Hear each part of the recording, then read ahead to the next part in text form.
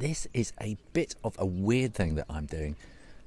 So many things going on, and I'm just about on my way to do one thing, and then something else happens, and I get sidetracked, and so it's that's just the way it's going to be, I think.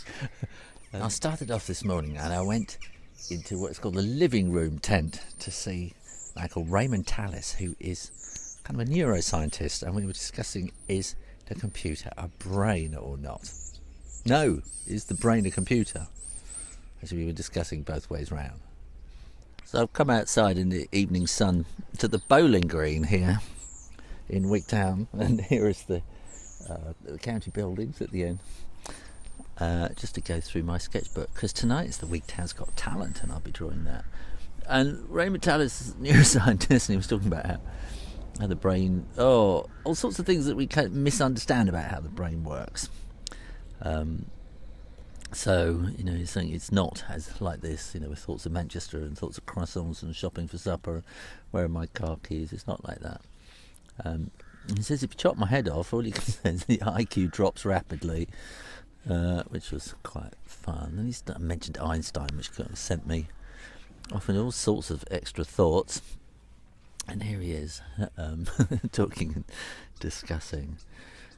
And then somebody brought up the idea about like a hive of bees is like all the bees together become kind of one brain. But he said no, the hive is the dovetailing automaticity of bees. So they're all running on their own little automatic thing, but they kind of dovetail together to become what looks like one individual brain, but it's not. And I love that he was talking about transferred epithets as well, like disabled toilets. Of course, the toilets aren't disabled at all unless somebody's, blocked them up.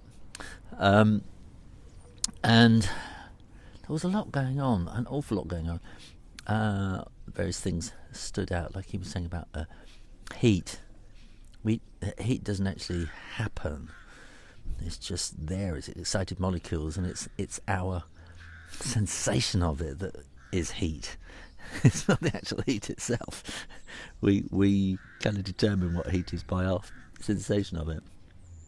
And Stuart Kelly, who is a regular here, he was talking about how traffic lights go red, green, amber, and that's the way they go. They don't go in any other order to tell us something different.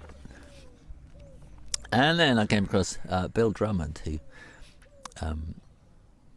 is a kind of conceptual artist and done all sorts of things. You may remember him from the KLF Foundation, pop thing.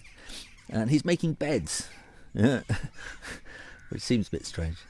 And he said he found himself alone on a mattress after, breakdown, one thing and another, life-changing circumstances. In a little flat on his own, lying on a mattress on the floor like a student again, so he decided to make himself a bed. And from there, his whole great conceptual thing started. So he's building a bed here, and the lucky person with the right lottery ticket will win it. And I went in to see Phil Jupitus, who's, I suppose we mostly think of him as a comedian, but he does all sorts of things.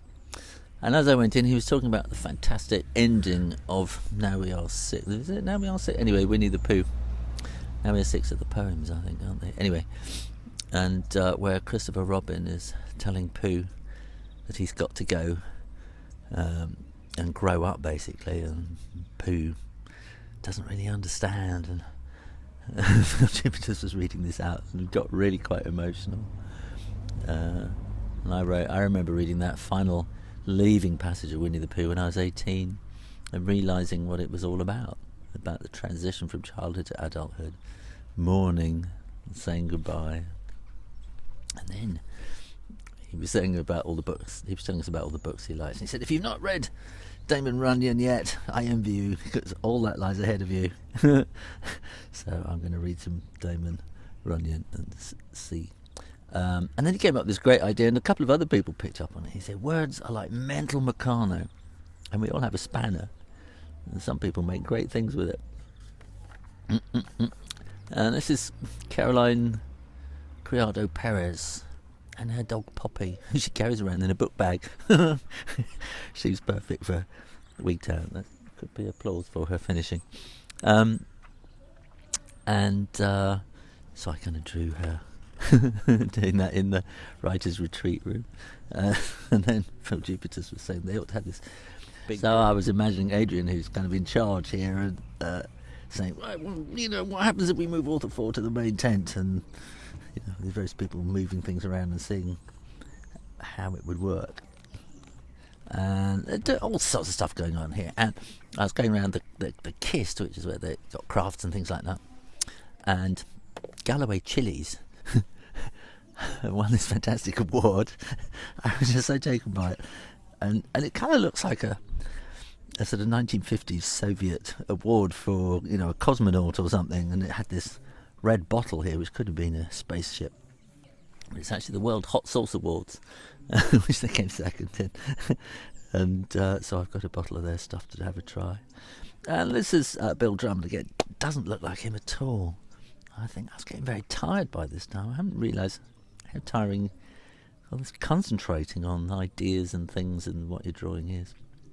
He was talking about trying to get to the North Pole, and he had an icon, a picture of Elvis Presley, and the nearest he managed to get was to an island in the north of Norway, and the lighthouse keeper said he was probably the most northerly thing, so the lighthouse keeper took this picture of Elvis Presley onto the lighthouse, and it's probably still in there in the kitchen at the moment, and the love of Elvis sort of zooms around with the light ever since. And then he was talking about being inhabited by a cat called Tenzing, which was his cat when he was a child, who died when he was about 18. And Tenzing allows him to be someone else, in a way. So, but he's named after Sherpa Tenzing, who helped Hillary climb up the mountain. And he was telling us all sorts of things and about a mountain, you know, sort of a hill close by, where a German bomber was supposed to have landed, and there was always this thing calling him up there, and a Sherpa helps you climb the hill.